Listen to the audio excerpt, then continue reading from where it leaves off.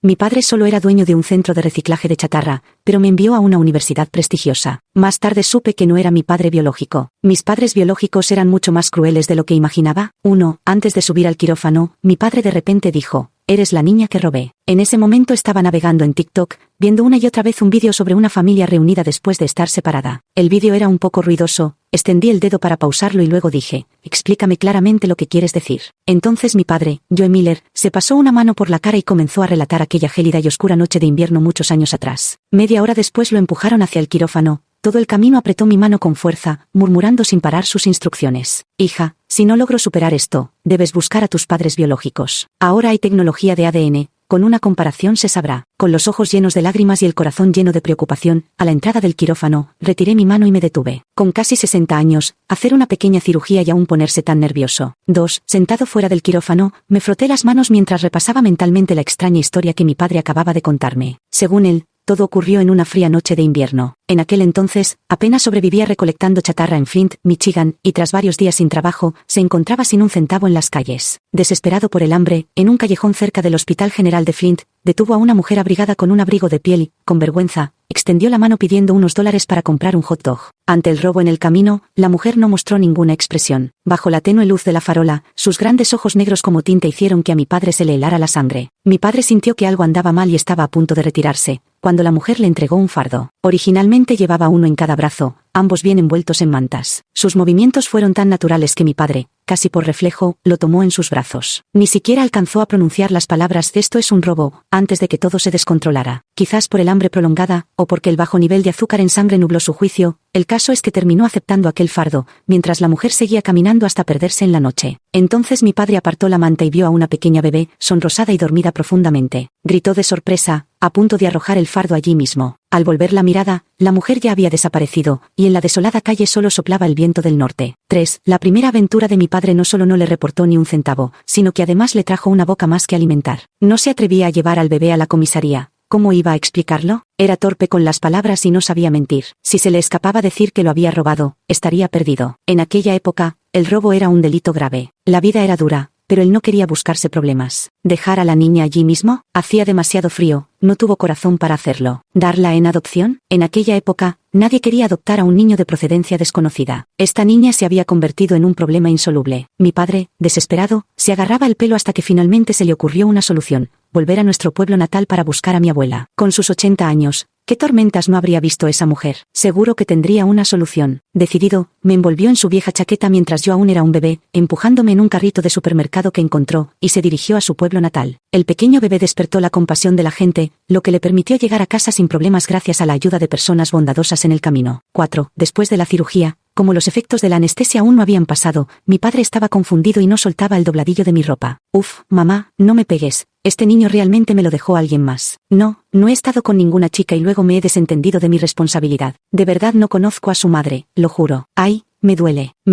Mamá, un hombre robusto de 1,80 m llamando mamá a una joven era una escena realmente ridícula. El hombre que acompañaba a su padre en la cama de al lado no pudo aguantar más y, levantando el cuello de su camisa, se rió a carcajadas escondido detrás de la tela. Parece que mi padre, en su aturdimiento, creyó haber vuelto a aquellos tiempos. Su madre, mi abuela, la señora Miller, era una mujer formidable que había sobrevivido a la Gran Depresión y que, incluso pasados los 80, podía perseguir a su hijo por el patio blandiendo su bastón. Ella se levantaba en las noches más frías del invierno para preparar la papilla y ayudaba a mi padre a alimentarme. Cuando la abuela falleció, yo ya sabía caminar. Mi padre desempolvó aquella vieja carriola, recogió algunas pertenencias, cerró la puerta con llave y regresamos a Flint. De vuelta en Flint, retomando el viejo oficio. Mi padre recorría las calles en su destartalada camioneta recolectando chatarra, y yo lo seguía tirando del dobladillo de su chaqueta. Quizás porque la economía mejoró, la gente generó más desechos, y esta vez los dos logramos sobrevivir en Flint. No solo sobrevivimos, sino que vivimos bastante bien. Cambiamos la carretilla por la camioneta, y luego la camioneta por una furgoneta. Terminamos teniendo nuestro propio centro de reciclaje y alcanzamos la vida estable que tanto anhelábamos.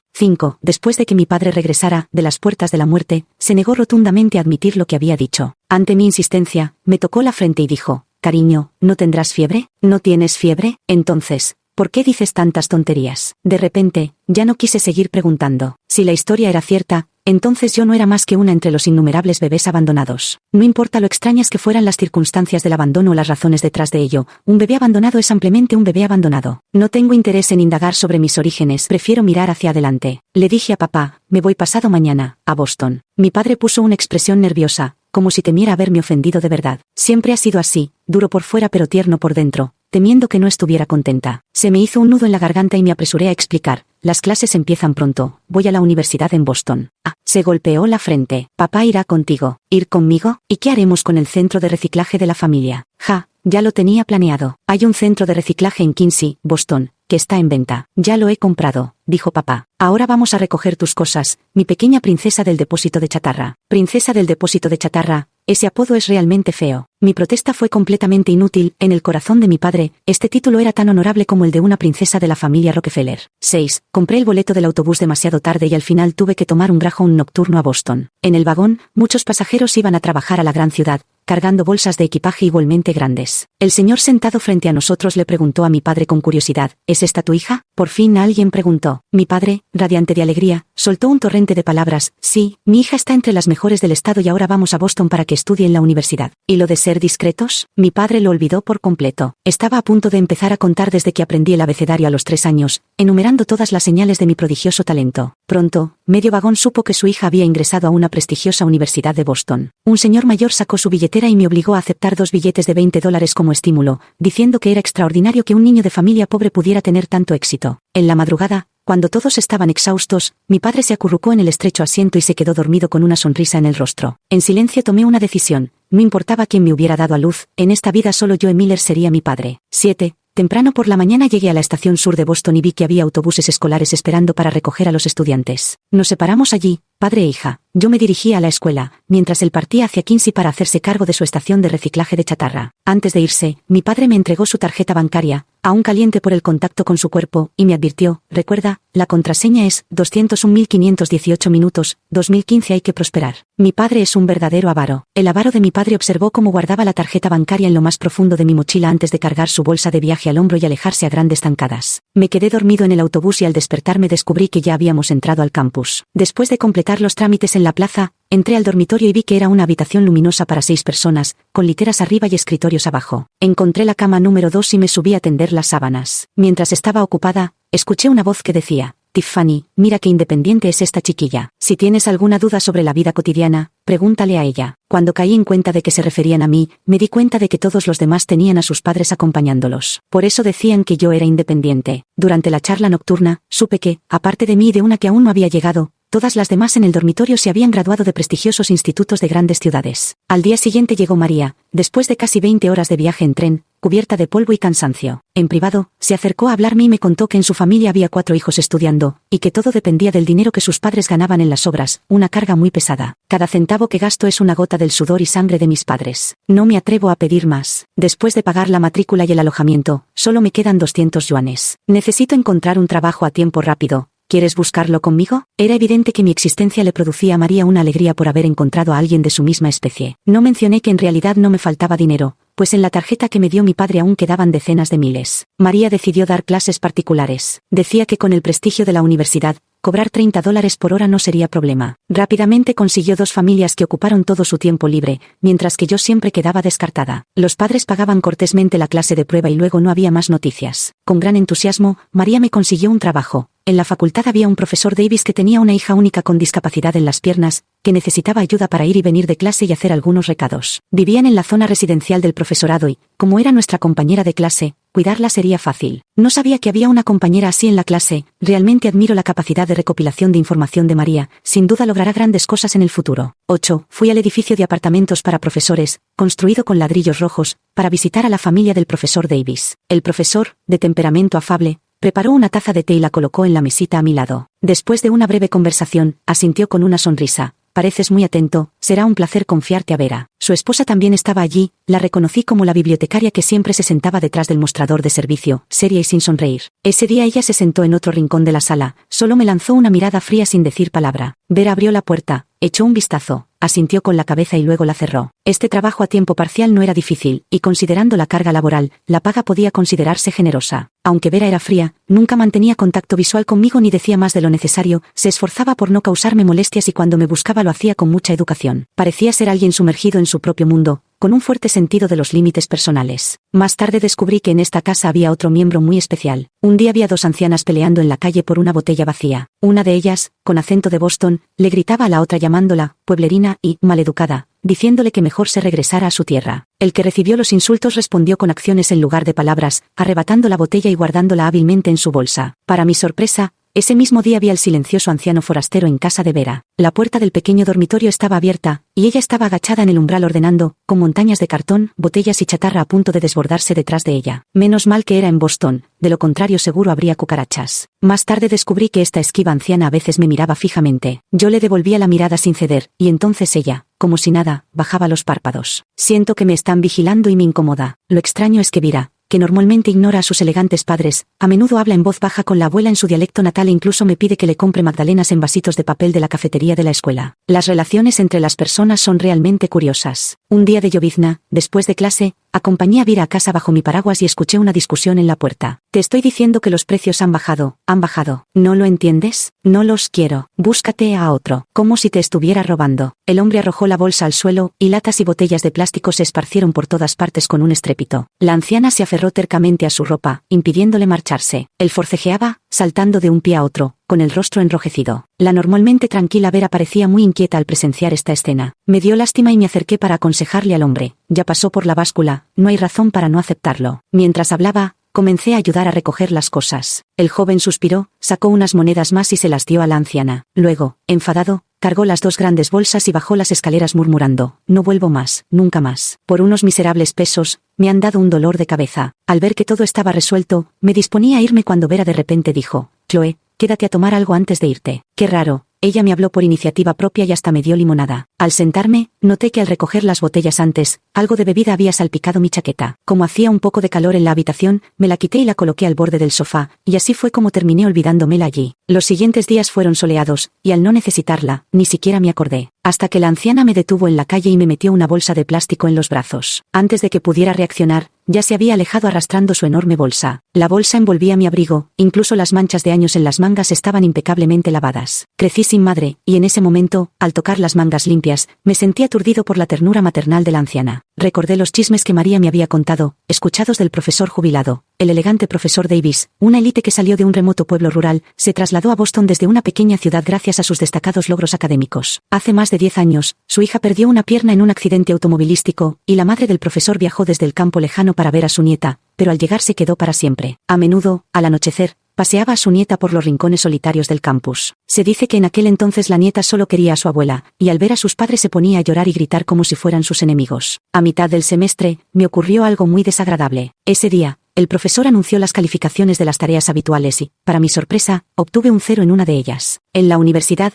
las calificaciones continuas tienen un peso muy importante. Con ese 0, era seguro que reprobaría el curso al final del semestre. Si suspendía, cualquier honor u oportunidad se desvanecería para mí. Recordaba perfectamente haber entregado mis tareas al delegado puntualmente cada vez, así que fui a preguntarle. Él vaciló un buen rato y finalmente, como quien tira la toalla, soltó, aunque se me haya olvidado entregarla. ¿Y qué? Si tanto te molesta, ve a quejarte con el profesor. No fue a propósito. No tenía ganas de discutir con él. Lo importante era resolver el problema. Le escribí un correo al profesor adjuntando los registros digitales que demostraban haber completado la tarea a tiempo, y solicité permiso para volver a entregar la versión impresa. No recibí respuesta al correo, así que fui a buscarlo a su oficina. Pero apenas comencé a hablar, cerró la puerta de golpe con evidente fastidio. Toda la preparación mental, las palabras cuidadosamente ensayadas y el valor reunido durante días se hicieron añicos antes incluso de empezar. Permanecí de pie frente a la puerta, incómoda, durante más de 10 minutos antes de regresar al dormitorio como un alma en pena. Subí a la cama y me hundí en el sueño. A pesar de haber estudiado con diligencia, estaba a punto de reprobar. ¿De qué servía ir a la universidad? María me sugirió que buscara la ayuda del profesor Davis. Por el bien de su hija, él hablará por ti. Pero el resentimiento llenó mi corazón, sumiéndome en la desesperación, y no lo hice. Al ver que no actuaba, María terminó contándole el asunto a Vera. Según ella, Vera y ella fueron juntas a buscar a la profesora, quien las trató con mucha amabilidad. Después de escuchar su petición, respondió el correo en el acto pidiéndome que volviera a entregar la tarea. Con el problema resuelto, María se acercó a mi cama y golpeó el barandal. Levántate, Chloe, hoy tienes tu clase favorita. 11. Después de resolver lo de la tarea, en un abrir y cerrar de ojos ya casi llegaba la semana de exámenes. La universidad puede ser libre, pero los exámenes finales son más agotadores que en la preparatoria. Entre repasar y escribir ensayos para los cursos, pasaba días enteros en la biblioteca, desde la mañana hasta la noche, hasta que me dolía el trasero de tanto sentarme. El aire en la abarrotada biblioteca no era el mejor, así que aproveché la hora del almuerzo para dar un paseo afuera. De repente, escuché que alguien me llamaba. Al voltear, vi un rostro familiar y amplio, sonriendo con todos los dientes. Era mi papá, a quien no veía desde hacía mucho tiempo. Mi padre estaba muy orgulloso. Te extrañaba tanto que, al final, me enteré de que la escuela iba a vender un lote de chatarra. J.E. Así que aquí estoy, ¿ves? Resultado, mi padre pensó que no lo dejarían entrar así como así en el campus universitario, siendo que ni siquiera había terminado la preparatoria. Se rascó la cabeza y dijo riendo, si dejáramos entrar a cualquiera, ¿en qué se convertiría este lugar?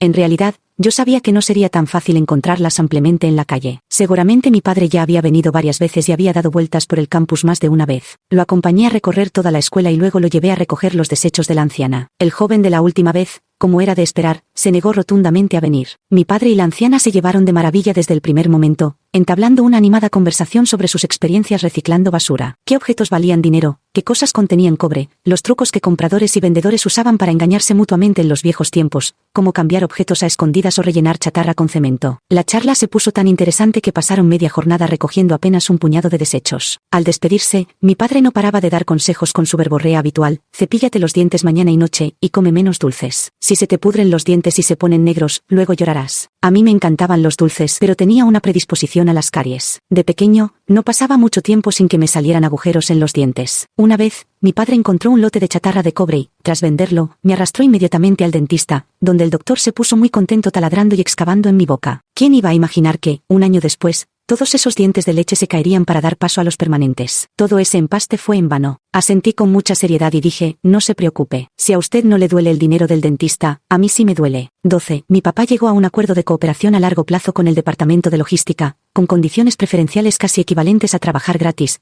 para recolectar cajas de cartón y muebles viejos periódicamente. Le dieron un pase de acceso permanente, así que mi papá podía entrar con su camioneta con toda confianza. Cada vez que venía, estaba feliz, como si llegara a casa. Yo solía llevarlo a almorzar en la cafetería. Nosotros, este par de padre e hija del Medio Oeste, nos enamoramos de la variedad de delicias de la costa este: rollos de langosta, sopa de almejas, pizza, hot dogs, todo era delicioso. Le cargué a la tarjeta de comedor todo el salario que me pagó el profesor Davis y, sonriendo, le dije, papá, hoy me toca a mí invitar, no te cortes, pide lo que quieras. Realmente es una gran alegría gastar el dinero que uno mismo ha ganado. Después de comer, mi padre y yo nos sentamos en un banco junto al césped, cada uno con un cono de helado. Los helados también los compramos en el comedor, baratos y buenos, a solo $1 cada uno. Bajo la fresca sombra de un roble, mi padre observaba a la gente pasar y, conmovido, comentó, Chloe, qué bonita es esta universidad, qué culta y animada es su gente. Pensar que mi hija también estudia aquí me llena de felicidad. Hey ho, gritó mientras golpeaba el aire con los puños, como un niño rebosante de alegría que no sabe cómo expresarla. Un compañero llamado Leo pasaba por casualidad y nos lanzó una mirada confusa. Le sonreí y asentí, haciendo un gesto de presentación. Este es mi papá. Para mi sorpresa, se acercó deliberadamente y extendió la mano con solemnidad. Hola, tío. Mi padre, desbordante de felicidad y sin saber cómo canalizarla, estrechó con fuerza la mano del joven con su palma callosa. Este apuesto y bondadoso chico, con las manos enrojecidas por el apretón, seguía sonriendo con dulzura. 13. Mi padre había hecho varios amigos en el departamento de logística,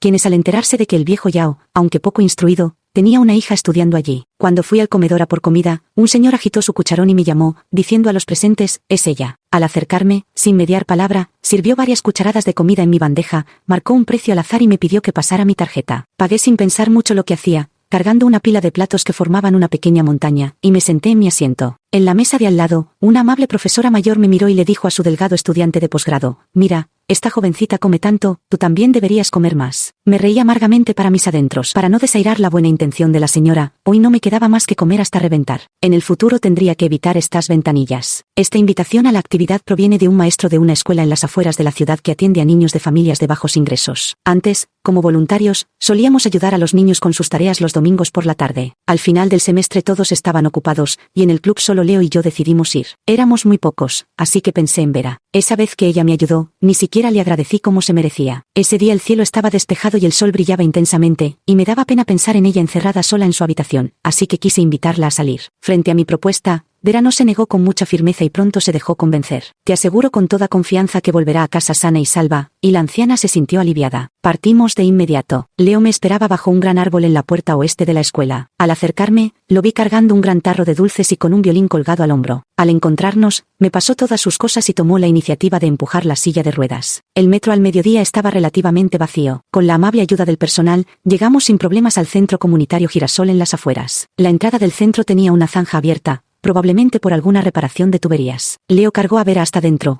mientras el guardia de seguridad de la entrada nos ayudó con la silla de ruedas. Todo iba muy bien, como el buen clima de ese día. Como Vera estaba en silla de ruedas, los niños la cuidaban especialmente, ofreciéndole sus propios bocadillos como si fueran tesoros. Leo se sentó en medio del aula y preguntó qué melodía querían escuchar. Los niños solo conocían algunas piezas famosas, y un pequeño vivaz fue el primero en gritar su sugerencia. Leo colocó el violín sobre su hombro, sonrió mientras sostenía el arco y propuso: «Esa es demasiado triste. ¿Qué tal si toco Orange Blossom especial? Esta es muy bonita». Su violín era una herencia familiar, que había tocado durante más de 10 años con gran maestría. Realmente parecía que un tren venía a toda velocidad desde Florida, corriendo vivazmente hasta la luz del sol frente a la puerta. La música atrajo a niños de otras clases, y las ventanas se llenaron de espectadores. Cuando la melodía terminó, el aula estalló en aplausos. Los pequeños eran tan adorables que aplaudían con todas sus fuerzas, como si pusieran todo su cuerpo en cada palmada. Saqué la flauta de Vera como si fuera un truco de magia, y ella, entre sorprendida y risueña, exclamó: «¿Cómo has traído esto?». Leo se levantó, se inclinó haciendo un gesto de «adelante», y entonces la empujé hacia el centro del aula. Al principio, el sonido de la flauta titubeaba, pero pronto fue ganando confianza, como un manantial en la montaña, como la luz de la luna entre los pinos. Regresamos satisfechos. Poco a poco, sin darme cuenta, Vera y yo nos habíamos convertido en grandes amigos, y en mis ratos libres siempre corría a visitarla. El apartamento de los profesores era muy tranquilo. Preparábamos una jarra de agua con limón en la mesa, colocábamos un bote de azúcar y cada uno leía su libro, intercambiando opiniones de vez en cuando. Jugar con ella me daba una sensación especial de tranquilidad. Si tuviera que describirlo, sería como 2 granos de cacahuete durmiendo en la misma cáscara, redondos, llenos y completamente seguros. La admiraba mucho. Aunque su salud no era buena, era mucho más diligente que yo. Una vez escuché a alguien comentar a sus espaldas: «Como es hija del profesor, seguro que le pondrán buenas notas». ¡Qué injusticia! En ese momento, le repliqué directamente: «Vera hace sus tareas con mucha dedicación, no hables así de ella». Una vez, se quedó despierta toda la noche terminando un informe de lectura, se desmayó y fue hospitalizada, pero aún así me rogó que le llevara su computadora, negándose a usar el justificante médico para pedir una prórroga al profesor. No tuve más remedio que ir a buscarla. Justo cuando iba a meter la computadora en la mochila, me detuve. Como movido por una fuerza misteriosa, introduje la contraseña. Sabía que su clave era 123.456. El documento ya tenía 8.000 palabras escritas, solo le faltaba el final. Siempre supe que su estilo de escritura y sus puntos de vista eran sorprendentemente similares a los míos. Entonces me surgió una idea audaz. Escribí el final del trabajo, copié el texto en una memoria USB, lo imprimí y se lo llevé para que lo viera. Le dije: «Vera, ¿estás atontada por el sueño? Si ya terminaste la tarea, ¿por qué no la entregaste?». Ella, confundida, la tomó de mis manos y la leyó durante un buen rato. Mientras tanto, yo estaba entre emocionado y nervioso, y terminé pelando una manzana desafortunada hasta dejarla llena de baches. Finalmente, soltó un largo suspiro. «Dios, tuve una pesadilla en la que no entregaba esta tarea, pero resulta que ya la había terminado». Logramos salir del paso sin problemas. Teníamos demasiada complicidad. 16. Una vez le pedí a Leo que pasara por casa de Vera para dejar algo, y pareció descubrir un lugar divertido, porque después empezó a venir con frecuencia, a veces con su violín a cuestas, otras trayendo caramelos para llenar nuestro tarro de dulces. Hasta que un día, Vera me preguntó: «¿Por qué Leo ya no viene últimamente?». Nunca me había planteado esa pregunta, pero por alguna razón, al escucharla, sentí que tocaban un tema íntimo y, en ese momento, agarré mi vaso y bebí agua con limón a grandes tragos. Ella de repente dijo: «¿Acaso se ha enamorado de una de nosotras?». Escupí todo el agua que tenía en la boca sobre Vera. Ella me lanzó una mirada de reproche, esperando con calma a que la limpiara, y preguntó: «Dime, ¿de cuál de nosotras se ha enamorado?». Sacudí la cabeza. Ella soltó una risita. «Los que están dentro del asunto no lo ven claramente, obviamente es de ti». Mis orejas se enrojecieron al instante, y le devolví la pregunta: «¿Por qué crees que por eso ya no vendrá?». Vera dijo: «Porque el camino de la amistad es ancho, pero el puente del amor es estrecho. Porque Leo es un hombre inteligente, sabe que si sigue perdiendo el tiempo así, todo se echará a perder». Ella había acertado. Unos días después, Leo me entregó el regalo de cumpleaños frente a todos, y entre los vítores de nuestros compañeros, su mirada era tierna y firme. Acepté su declaración de amor. Atardecía cuando, con la mente aún aturdida, tomé su mano y dimos un largo paseo entre el aroma fragante de las hojas verdes. Desde pequeña, he vivido en una estación de reciclaje dependiendo únicamente de mi padre. Ahora que llegué a Boston, tengo amistades y amor. A los 17 años, Vera me dijo con naturalidad que también admiraba a Leo, por eso lo observaba con atención. Ella sonrió con serenidad, pero sabía que él no sentía nada por mí. Era por bondad, porque le gustabas tú, que me cuidaba de paso. Así que mi afecto se desvaneció. Al ver su rostro pálido, de repente sentí que mi felicidad era algo cruel. Desde no sé cuándo, Vera también ocupaba un lugar importante en mi corazón. Si ella no estaba feliz, a mí me importaba mucho. Ella pareció leerme la mente y, por primera vez, tomó mi mano activamente, diciéndome: por favor, no me tengas lástima, porque esto realmente no es nada. Comparado con todos los libros que llenan mi habitación, cualquier hombre es aburrido. Además, tengo otros pasatiempos superficiales. Tomó su teléfono y señaló el juego que se estaba cargando. Ahora voy a tener una cita con mi amor del mundo 2D. Tú también ve a tu cita, jovencita. Con un momento tan hermoso como este, no desperdicies el buen tiempo. 18. Un día, Tiffany regresó muy emocionada al dormitorio diciendo que había conseguido un libro autografiado por el profesor Davis en una conferencia. Sostenía el libro con adoración. «Wow, el profesor Davis es realmente guapísimo». Todas estábamos de acuerdo. Aunque el profesor Davis ya era de mediana edad,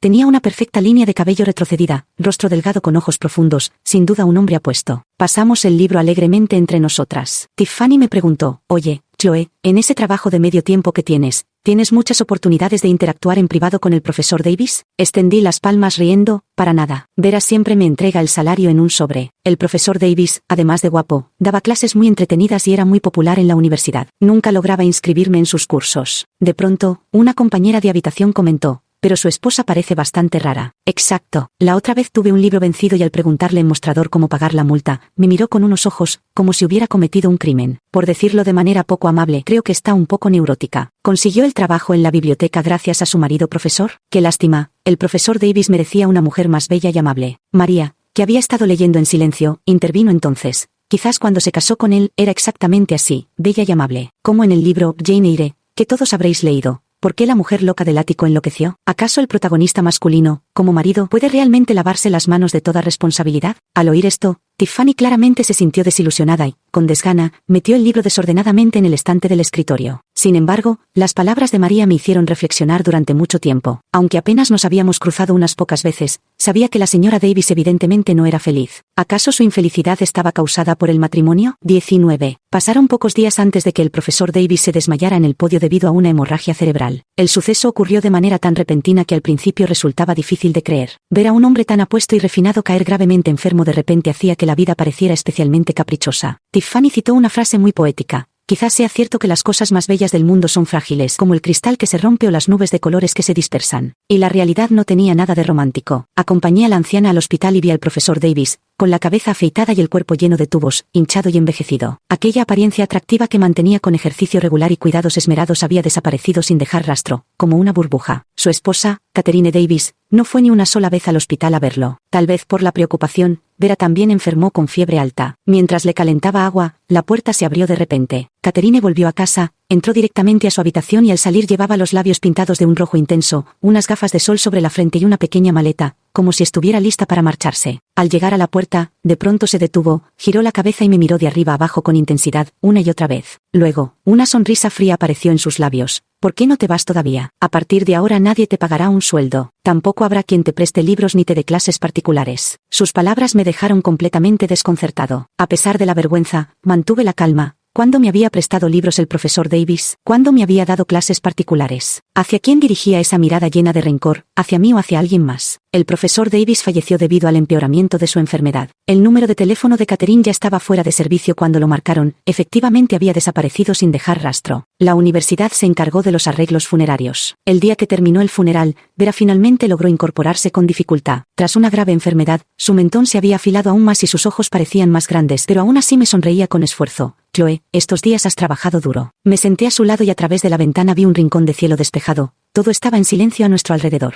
Pensé que Vera necesitaba descansar bien, estaba demasiado delgada, su muñeca apenas tenía la mitad del grosor de la mía. De repente, la anciana se acercó, se sentó junto a la cama y abrió lentamente un pañuelo. Nos mostró una fotografía en blanco y negro de 5 pulgadas. En la imagen aparecía una joven cuyo rostro, a pesar del atuendo anticuado, guardaba un sorprendente parecido con el mío. Aunque era un día soleado y la habitación estaba en silencio, de pronto la atmósfera se volvió tensa. Era como si algo que había permanecido oculto durante mucho tiempo estuviera a punto de salir a la luz. Sentí un frío en el estómago y, por instinto, quise levantarme e irme, pero al final no me moví. No pude resistir la curiosidad. La anciana dijo en voz baja: «Mira, qué parecida eres a ella. 21. Con la cabeza canosa y marchita inclinada, comenzó a relatar lentamente el pasado. A los 8 años, hubo un incendio en mi casa y toda mi familia murió. No tenía a dónde ir. Vi que en el patio de una casa había 2 bancos largos sin recoger, así que me acosté en ellos. Esa noche llovió torrencialmente. Me abracé la cabeza y lloré, sin saber hacia dónde huir. Ella salió a recoger la ropa, me vio y me hizo señas para que entrara. Así me acogió. Me pidió que la llamara mamá y me trató también como a una hija propia. A los 18 años, mamá decidió que me casara con su hijo, y él también estaba dispuesto. Pero al salir a comprar cosas para la boda, por todo el camino la gente decía, «Qué guapo es este chico. ¿Cómo se ha fijado en una chica tan fea?». Desde entonces, él dejó de quererme y se enredó con otras mujeres, y mamá no podía hacer nada. Después, mamá murió, mi marido también, y yo crié a mi hijo sola. Mi hijo se parecía a su padre, era guapo, pero también heredó su carácter, siempre andaba de flor en flor. Fue por su infidelidad que ustedes 2 hermanas sufrieron tanto. Mientras hablaba, la anciana se enjugó las lágrimas. Dijo que Vera y yo éramos hermanas, y de inmediato recordé la historia que mi papá me había contado. El instinto me decía que todo esto era real,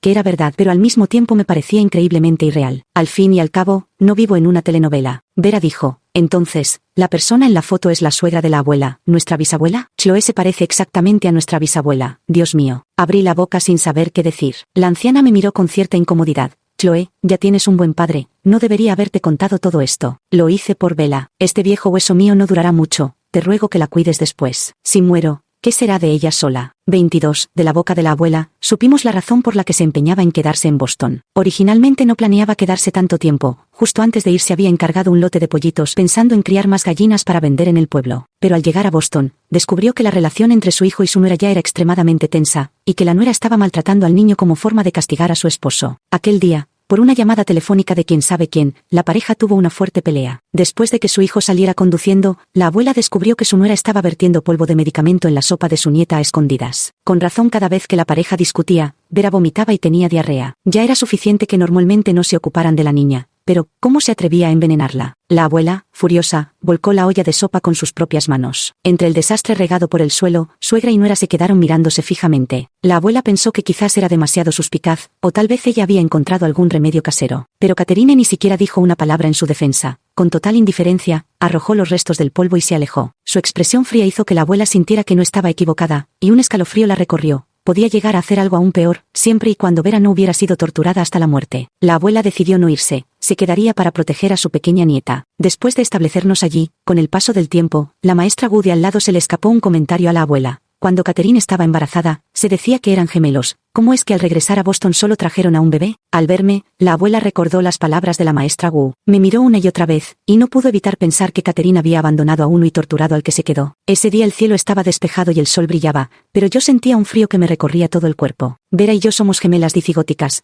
con rostros diferentes pero temperamentos muy similares. Yo soy ella y ella soy yo. Si Catherine hubiera entregado a Vera aquel día, entonces hoy sería yo quien yacería enferma en cama, atormentada por el sufrimiento. 23. Al descubrir que éramos hermanas de sangre, la emoción nos hizo renuentes a separarnos. Por la noche, me acurruqué en la cama de Vera y llegamos a un acuerdo. Yo sería la hermana mayor y ella la menor. Al anochecer sopló un viento fuerte, la lluvia azotaba las ramas de los árboles fuera de la ventana, mientras los truenos retumbaban en el cielo. Vera le temía a los truenos, pero yo no. El estruendo que sacudía la tierra y los relámpagos que desgarraban la noche me resultaban liberadores, como si la incomodidad que pesaba en mi corazón hubiera encontrado por fin una salida. La lluvia y el viento se calmaron gradualmente, y Vera se durmió profundamente, pero yo permanecí con los ojos abiertos, incapaz de dormir, con una maraña de pensamientos desordenados en mi mente. Recordé cuando era niña y sospechaba que no era la hija biológica de mi padre, porque en realidad no nos parecíamos. Fantaseaba con unos padres guapos y elegantes que aparecerían de repente, como en las películas. Pero cuando mi padre me recogía de la escuela, sosteniendo con cuidado un pequeño helado en su mano grande, me sentía tan avergonzada al verlo que inmediatamente abandonaba esas fantasías. Y al final, resulta que realmente tenía otros padres. Uno era un famoso profesor que hablaba elocuentemente en el estrado, y que murió sin saber que tenía otra hija. El otro me entregó a cualquiera nada más nacer, en pleno invierno, sin importarle si viviría o moriría. No podía evitar pensar una y otra vez si Catherine me había entregado con la misma indiferencia con que se tira una botella de refresco vacía. Estaba perdido en mis pensamientos cuando Vera se despertó de repente llorando y gritando, con la frente cubierta de sudor. Usé la manga de mi camisa para secarle el sudor, y entonces escuché algo aún más aterrador. Las piernas de Vera habían sido aplastadas por su propio padre. Aquel día, tras una pelea conyugal, el hombre salió en su coche mientras Vera, llorando, se aferraba a la ventanilla. Sin darse cuenta de su hija, arrancó el vehículo arrastrándola por el suelo. El dolor atroz de las ruedas aplastándola hizo que Vera gritara, pero su padre, sin entender lo que ocurría, dio marcha atrás y pasó sobre ella otra vez. Durante todo el proceso, Catherine observó con los brazos cruzados, fría e indiferente, sin pronunciar palabra para advertir. Cuando su padre se arrodilló junto a su hija llorando, ella incluso se rió y dijo, bien aplastada. Vera me contó que tenía este sueño varias veces al mes, y que la cara de regodeo de su madre era lo que más temía. Los fantasmas no dan miedo, lo aterrador es el corazón humano. ¿De qué está hecho el corazón de Catherine? A los 24 años, quise ver a mi padre, así que llevé un termo para comida y pedí varios platillos en el restaurante de la escuela, luego tomé el metro hacia Kinsey. En la pequeña oficina, extendí el pescado asado, la carne roja estofada y las verduras salteadas, sirviendo además una cerveza. Mi padre se frotó las manos, vaya, ¿qué celebración es hoy para servir tantos platillos? Me reí y dije, esto es la buena vida que tanto anhelamos. Mi padre respondió con complicidad, exacto. Esto es la buena vida. Este tipo de diálogo era un ritual que manteníamos desde hacía años, originado cuando yo tenía 8. Ese año, yo iba a la escuela primaria junto al mercado y en clase aprendí la expresión, vida confortable. Al llegar a casa, se lo pregunté a mi padre, quien no supo cómo explicármelo. Cuando llegó el día de Acción de Gracias, con el aroma del pavo flotando en el aire, mi papá dijo que todo el festín sobre la mesa era para nosotros. Al levantar su tenedor, tuvo una inspiración repentina y me enseñó, Chloe, mi preciosa hija, a esto se le llama la vida cómoda. ¡Wow! Dije con la boca llena de pavo y las mejillas hinchadas. Así que esto es la vida cómoda. Sí, algún día, hija, haré que vivas así todos los días. Volví en mí de mis recuerdos y mi padre me preguntó por qué tenía los ojos rojos. ¿Sería por el polvo de la calle allá afuera? Dije que sí, papá. En Boston hay demasiado viento y arena. 25. Desde que supe la verdad sobre mi origen, no he llorado ni una sola vez. La historia era demasiado extraña. Si no fuera por la existencia de Vera, casi habría pensado que todo había sido un sueño. Pero un día, cuando descubrí que alguien había ocupado el lugar que había reservado en el sistema de la biblioteca y se negaba a devolvérmelo, de repente estallé en llanto. Me derrumbé por completo, con lágrimas cayendo a raudales, como si quisiera desahogar toda la tristeza acumulada. El chico que ocupaba mi lugar se asustó como si hubiera visto un fantasma y rápidamente recogió sus cosas de la mesa para marcharse. Me senté, sin poder contener las lágrimas. Cuando Leo vino a buscarme, aún seguía sollozando. Al mediodía, mientras caminábamos por el campus, me preguntó con cuidado, Chloe, ¿quieres que te acompañe a ver a un psicólogo? Esto puede ser demasiado pesado para digerirlo tú sola. Tenía razón. Creí que nada de esto me lastimaría, pero en realidad, algo dentro de mí ya se había roto. Desde pequeña, he recibido muchas miradas de desprecio y señalamientos. Cuando tenía conflictos con otros niños, alguna vez me señalaron con el dedo y me dijeron, mi mamá dice que no tienes mamá, por eso nadie te ha enseñado. Crecí experimentando todo esto y, al convertirme en adulta, desarrollé una confianza equivocada en mi capacidad de aguante. Leo pareció leer mis pensamientos y me envolvió suavemente en sus brazos. El calor de su cuerpo adolescente se transmitía a través de su camiseta blanca mientras decía, no pasa nada. Todavía somos jóvenes. Tenemos una buena vida por delante. Los corazones rotos los iremos reparando pedazo a pedazo. Así que comencé a visitar regularmente a un psicólogo, esforzándome por aceptar y digerir todo esto. Un día, pensé que debía encontrar a Catherine y preguntarle en persona por qué lo hizo. Pensando con cuidado sobre los posibles lugares donde podría estar, rápidamente me enteré de que había regresado a su ciudad natal, Flint. Compré el boleto de inmediato y tomé el autobús nocturno hacia el sur. El camino fue tenso e inquietante, con la boca seca y un frío en el estómago. Cuando el autobús se detuvo en una pequeña estación a altas horas de la noche, la vista de las luces amarillentas sobre el andén vacío hizo que la sensación de desasosiego alcanzara su punto máximo. Al final tuve suerte, Leo, mi compañero, me apretó la mano con fuerza. 26. Cuando finalmente encontré a Catherine, ya era el atardecer, frente a un viejo edificio de apartamentos. Leo se detuvo en este lado de la calle, mientras yo caminaba solo hacia la mujer al otro lado. Catalina sostenía un abanico de papel mientras se inclinaba sobre el arriate para admirar las rosas carmesíes que florecían allí. Me acerqué y dije sin rodeos, Catherine, soy tu otra hija. Vine a preguntarte, ¿por qué me abandonaste? ¿Por qué lastimaste a Vera? Mis palabras parecieron tardar una eternidad en llegar a su conciencia. Finalmente reaccionó, levantó la cabeza y, tras apenas mirarme un instante, ocultó su rostro tras el abanico de papel. Detrás del abanico, se escuchó su voz agotada. Ese hombre, logró criarte, y aún así viniste a buscarme para preguntarme por qué. ¿Por qué? ¿Sabes? Evan es muy bueno escribiendo cartas de amor. Todas las chicas de la clase están enamoradas de él, pero solo yo recibí una carta de amor.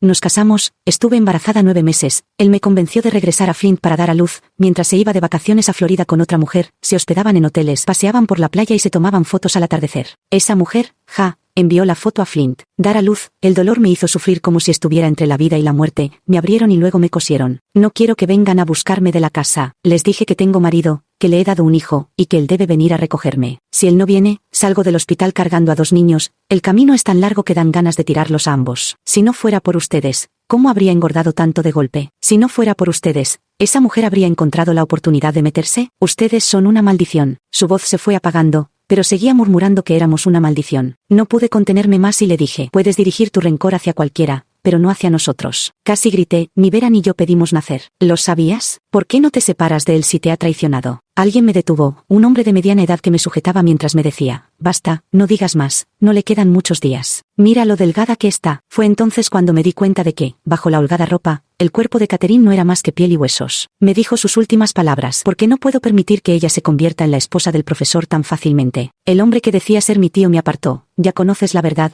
tus padres te han fallado. ¿Qué más se puede hacer ahora? Sí, ¿qué más se puede hacer? Catherine murió de cáncer de hígado 3 semanas después. 27. De vuelta en Boston, le conté todo a mi padre. Primero se quedó paralizado, y luego golpeó la mesa con un puño. Esa pareja no vale nada. Al calmarse un poco, pasó su mano grande por mi cabello. Hijita, no los reconozcamos. Te he ahorrado mucho, mucho dinero. Vamos a vivir bien de ahora en adelante. Frente al robo en el camino, la mujer no mostró ninguna expresión. Cuando nos vimos, mi padre se puso a llorar en el acto. En cambio, Bella lo consoló con una sonrisa, diciendo que todo mejoraría en el futuro. Fuimos juntas al parque. Al atardecer, el aire estaba fresco. Arropé a Bella con una manta y le aparté suavemente el cabello detrás de la oreja. Mi hermana apoyó su cabeza contra mi mano y suspiró. Hermana, estoy tan feliz de poder estar contigo al final. Sí, qué afortunadas éramos nosotras, gemelas dicigóticas, separadas durante casi 20 años y aún así pudimos reunirnos. 28, y 2 años más tarde, nos graduamos. Vera entró en una editorial como editora de novelas literarias, feliz como un pez en el agua. María superó todos los obstáculos y consiguió una carta de empleo con un buen salario en una gran empresa. Leo y yo continuamos con nuestros estudios de posgrado. Más tarde, finalmente se reveló mi identidad como la pequeña princesa del depósito de chatarra. Aunque el título no era glamoroso, en cuanto al dinero, la cosa iba muy bien. María, en medio de su sufrimiento por las horas extras, a menudo encontraba tiempo para llamarme y reírse mientras me regañaba por fingir ser pobre. Al principio hasta pensé en arrastrarte a experimentar la vida de esclava corporativa. Ahora que lo recuerdo parece una broma.